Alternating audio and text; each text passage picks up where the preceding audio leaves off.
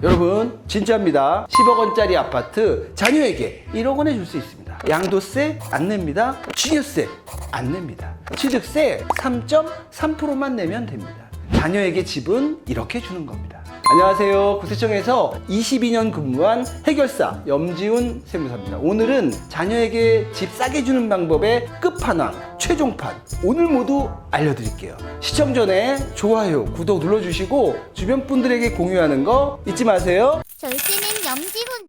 제가 저가양도 영상을 준비하면서 부동산 거래 어플, 특정 어플을 좀 봤어요. 어떻게 설명하면 여러분들이 더 잘 이해할까 찾아보다가 동에 있는 아파트라는 여기를 우연히 봤죠. 여기 매매 평균가가 10억 원인데 물론 이제 층마다 조금씩 다르겠죠. 한 6억 2천만 원에 거래된 특이한 거래가 눈에 띄었어요. 그래서 찾아보니까 직거래더라. 이게 무슨 거래일까요, 여러분? 아마도 부모가 자녀에게 싸게 넘긴 거래. 제가 오늘 설명하려고 하는 저가 양도를 활용한 그런 거래일 거다라는 생각이 들었어요. 근데 이분은 이제 6억 2천만 원의 거래가액을 신고했는데 여기 전세가 평균이 얼마인 줄 아세요? 6억 2천이에요. 그러니까 뭐냐면 부모가 자식한테 이 전세를 승계시키면서 돈을 하나도 안 받고 전세가만 그대로 승계하고 거래를 해도 문제없는 거래로 저가 양도를 인정받을 수 있는 그런 거래가 가능하다는 거죠. 돈 한 푼 안 들이고. 이게 바로 부모가 자녀에게 돈을 거의 안 받고 넘길 수 있는 그런 사례입니다. 여기서는 자녀가 수치상으로는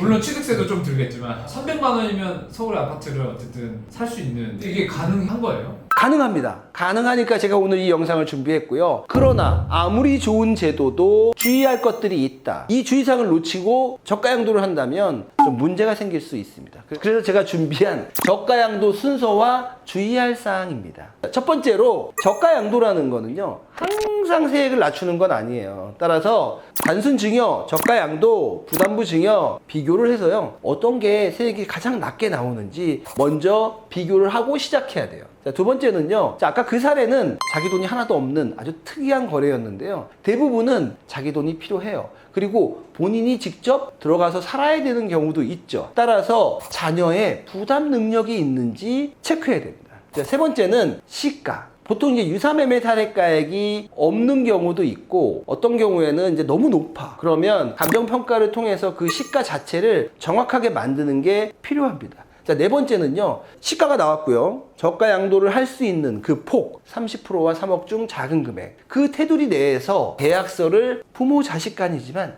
작성해야 됩니다. 계약서 작성일로부터 30일 이내에 지방자치단체에 거래가액 신고와 또 자금 출처 확인서를 제출해야죠. 다섯 번째, 그렇게 신고가 되고 등기를 해야죠. 등기를 하기 직전에 자녀는 취득세를 낸다. 그리고 부모는 등기 이전 일로부터 2개월이 속한 올해 말일까지 양도소득세 신고를 해야 됩니다. 물론 비과세라면 비과세로 신고만 하면 되죠. 자, 여섯 번째, 지자체에서는 이렇게 10억짜리를 6억에 팔거나 이 가격 차이가 많이 나면요 확인을 나와요. 누구 나오냐면 그 부동산을 판 부모님한테 안내문을 보내고 자녀한테도 안내문을 보낸다. 이 핵심은 계약서 주세요. 그 돈을 보내고 받은 사람들 통장에 계약일로부터 2주 전, 잔금일로부터 2주 후까지의 통장 내역을 요청하죠. 그런데 이걸 받아봤는데 아무 문제가 없어요. 그러면 확인하고 그냥 넘어가죠. 너무 그 자체에 대해서 스트레스 받지 마시고 근데 그 통장을 보다 보니까 증여받은 게 있어.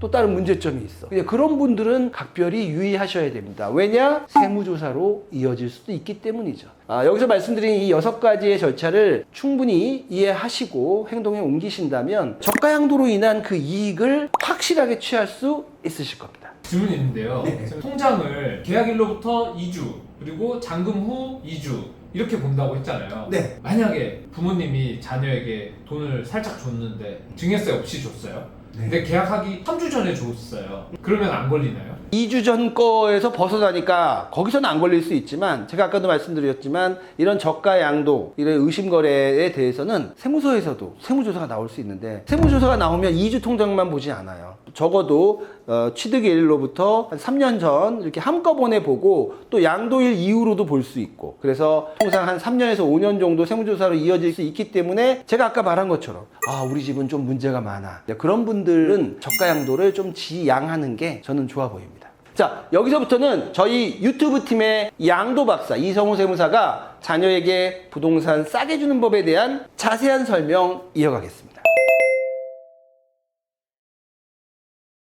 안녕하세요. 염지은 유튜브 팀의 양도박사 이성호 세무사입니다. 오늘은 자녀에게 세금 없이 부동산을 주는 법에 대해서 알아보겠습니다. 첫 번째, 저가양도입니다. 요즘 많이들 하시는데요. 저가양도란 자녀에게 3억 원 싸게 부동산을 팔아도 증여세가 나오지 않는 거래를 말합니다. 예를 들어 시가가 8억 원인 부동산을 싸게 파는 경우에는 8억 원이 30%인 2억 4천만 원과 3억 원 중 작은 금액인 2억 4천만 원을 뺀 5억 6천만 원까지 거래가 가능합니다. 만약 12억 원인 경우에는 30%가 3억 원을 넘기 때문에 9억 원까지 팔아도 괜찮습니다. 여기서 시가란 무엇일까요? 매매가액은 보통 없어서 감정평가액, 유사매매 사례가액, 기준시가 순으로 판단하시면 됩니다. 저가양도의 경우에는 세무서에서 주의 깊게 보는 거래이기 때문에 감정평가를 받아서 가액을 확정시키고 진행하시는 게 가산세의 위험을 줄일 수 있습니다. 셋째, 대금 지급은 어떻게 해야 될까요? 저가양도는 말 그대로 양도입니다. 자녀와의 거래이지만 실제로 대금을 수수해야 합니다. 이 증빙이 제대로 갖춰지지 않는다면 자녀에게 전액 증여를 한 걸로 추정해서 양도를 부인하고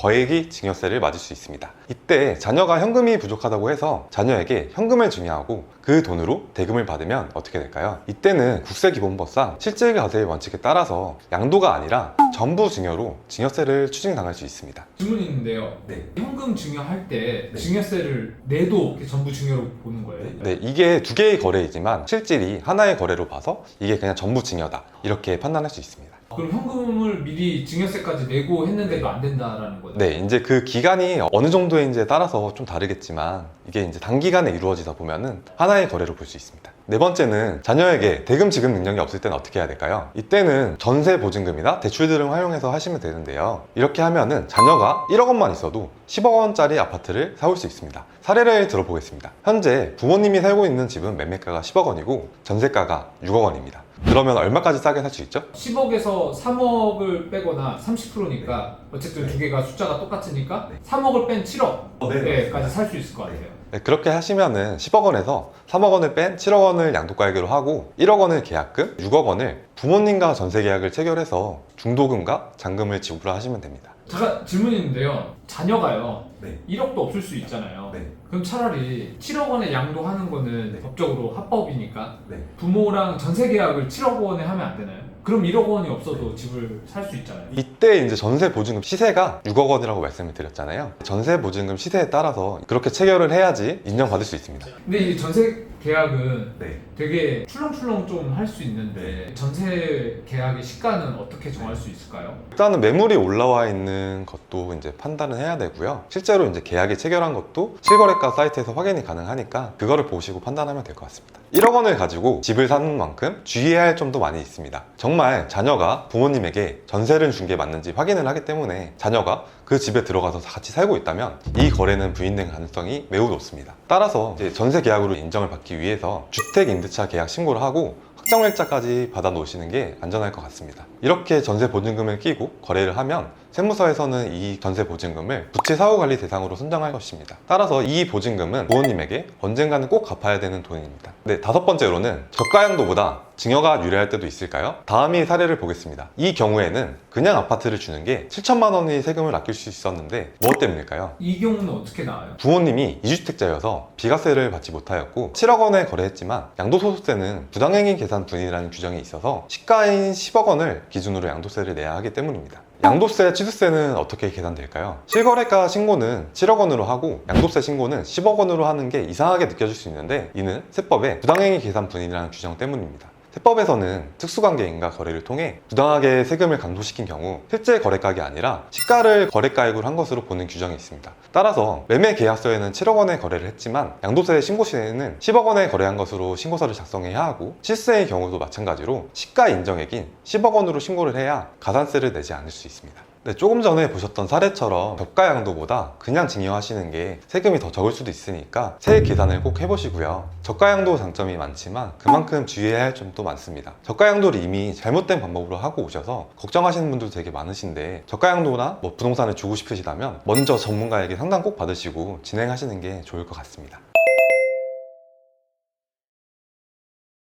자, 우리 세무법인의 양도 박사 이성호 세무사였습니다. 저가 양도가 아무리 좋다고 해도 내게도 좋은지 체크해보고 시작하세요. 나도 저가 양도를 할 수 있는 사람인지, 그 절차는 어떤지, 저가 양도로 조사가 나온다면 난 문제가 없는지 돌아보세요. 지금까지 국세청에서 22년 근무한 해결사 염지훈 세무사였습니다. 다음 편은요, 부동산을 취득할 때 자금 조달 계획서 작성하는 방법입니다. 기대해 주십시오.